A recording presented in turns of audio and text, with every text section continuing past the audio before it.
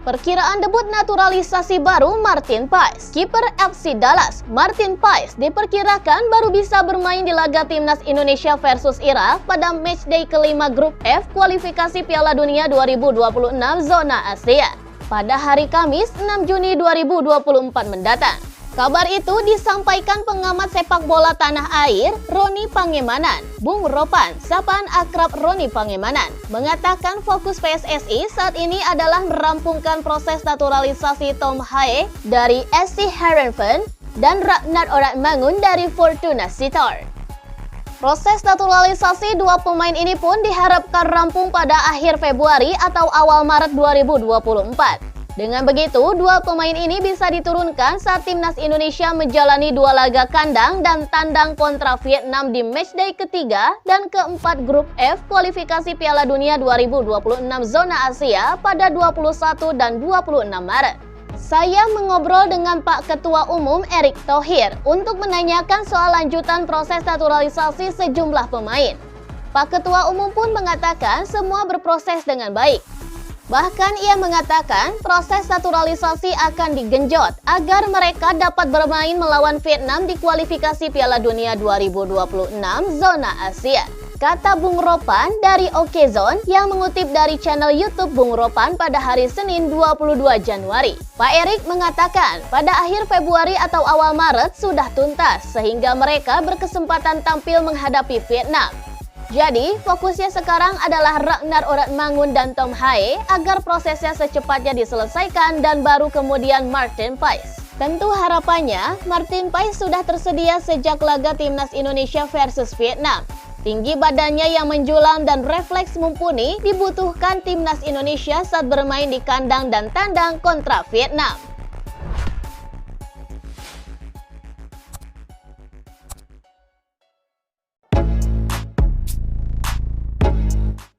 Cina kalah, timnas Indonesia tinggal selangkah lagi lolos. Berikut ini adalah klasemen peringkat ketiga terbaik usai seluruh pertandingan grup A Piala Asia 2023 tuntas. Pada hari pertama matchday, terakhir fase grup Piala Asia, ada dua laga seru dari grup A. Laga tersebut mempertemukan Qatar versus China dan Tajikistan versus Lebanon yang digelar bersamaan pada hari Senin 22 Januari malam. Qatar yang tampil di hadapan pendukungnya sendiri di Stadion Internasional Khalifa Doha tidak menurunkan sejumlah pemain andalan sejak awal laga. Kondisi tersebut pun membuat Cina langsung menggempur pertahanan mereka. Sadar timnya mulai kesulitan, pelatih Qatar Bartolomé Marquez Lopez langsung memasukkan 3 pemain andalan mereka pada babak kedua dan pergantian tersebut berbuah hasil. Mereka sukses membuka keunggulan pada menit ke-66 lewat tembakan Hasan Al-Haidos. Dan hasil tersebut ternyata bertahan hingga laga berakhir. Kemenangan Qatar membuat Cina terlempar ke peringkat ketiga. Secara matematis, poin mereka sudah tidak bisa mengejar timnas Indonesia di klasemen peringkat 3 terbaik Piala Asia. Dan saat ini, timnas Indonesia sudah mengoleksi 3 poin, sedangkan Cina hanya 2. Dan kini, timnas Indonesia tinggal menanti hasil di grup B dan grup C jika ingin lolos ke babak 16 besar sebelum memainkan laga melawan Jepang. Hasil di grup B dan C bisa menjadi penentu kelolosan timnas Indonesia ke babak 16 besar.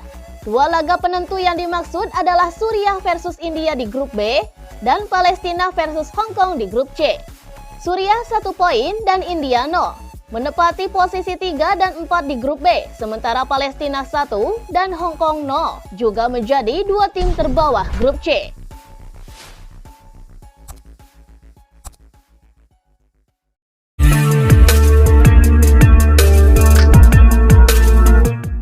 Jepang perlihatkan perilaku tak wajar jelang jumpa Indonesia. Jepang dalam tekanan besar jelang menghadapi timnas Indonesia pada matchday pamungkas grup D Piala Asia 2023 di Stadion Altumama Doha Rabu 24 Januari 2024. Jepang yang berstatus unggulan dikejutkan oleh Irak di Piala Asia 2023. Irak berhasil mencuri kemenangan sehingga memupus impian Samurai Biru menjuarai grup D. Irak kukuh dengan torehan 6 poin berkat 2 kemenangan atas Jepang dan timnas Indonesia di puncak klasemen sementara grup D. Skuad Jesus Casas itu unggul 3 angka dari Jepang dan timnas Indonesia, yang masing-masing menempati posisi kedua dan ketiga berkat kemenangan atas Vietnam. Jepang biasanya memberikan waktu kepada awak media untuk meliput kegiatan tim di 15 menit pertama periode latihan. Namun, situasi sebaliknya terjadi. Wataru Endo dan kawan-kawan langsung menjalani sesi latihan tertutup. Awak media tidak diperkenankan melihat kegiatan tim walau di 15 menit pertama. Suatu tindakan yang tidak biasa 3 hari sebelum pertandingan melawan timnas Indonesia. Tulis Geki Saka soal pengamatannya mengenai Jepang. Geki Saka menilai Jepang ingin fokus mempersiapkan taktik melawan timnas Indonesia. Mereka tidak ingin kembali mengalami hasil negatif. Nihilnya publikasi yang diterapkan Jepang jelang melawan timnas Indonesia memiliki perbedaan mencolok ketika dibandingkan sebelum melawan Vietnam dan Irak. Geki Saka menyadari Jepang dalam tekanan besar karena dituntut untuk meraih kemenangan melawan timnas Indonesia.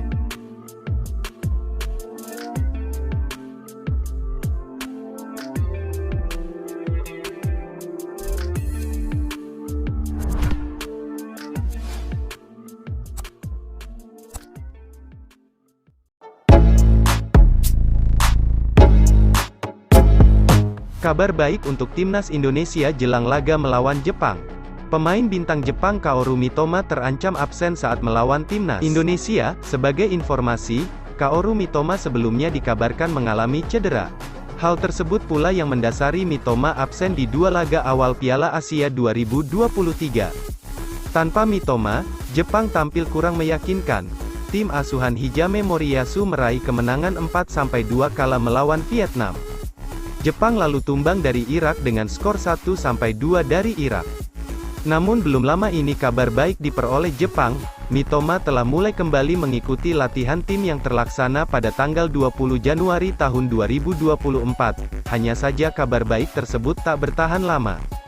Mitoma lagi-lagi harus absen dalam latihan timnas Jepang pada tanggal 22 Januari tahun 2024. Dilansir dari Nikkan Sports, Mitoma memilih tetap berada di hotel untuk pemulihan. Nikkan Sports selalu menilai peluang Mitoma tampil melawan timnas Indonesia sangat kecil.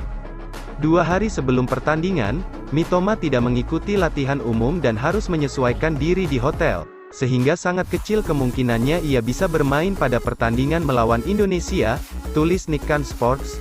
Hal ini membuat Nikkan Sports khawatir dengan nasib timnas Jepang. Pasalnya, kualitas Mitoma kini sangat dibutuhkan Jepang. Seperti yang diketahui, Jepang wajib meraih poin dari Indonesia bila ingin memastikan diri lolos ke babak selanjutnya.